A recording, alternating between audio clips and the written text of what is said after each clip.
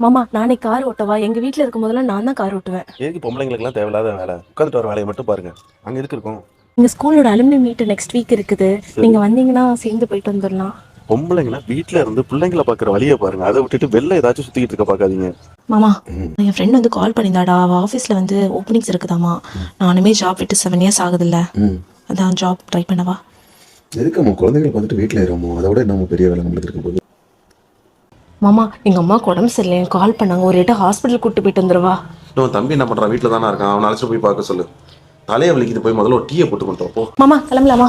என்னடி ட்ரெஸ் இது? பொம்பளையா அடக்க உடக்கமா சாரியை கட்டு. நம்ம குடும்பக்கு அதான் செட் ஆகும். இல்லை, இதுதான் கம்ஃபர்டபுளாக இருக்குது. சாரியை கட்டிட்டு வா, நான் வண்டியில் வெயிட் பண்ணுறேன்.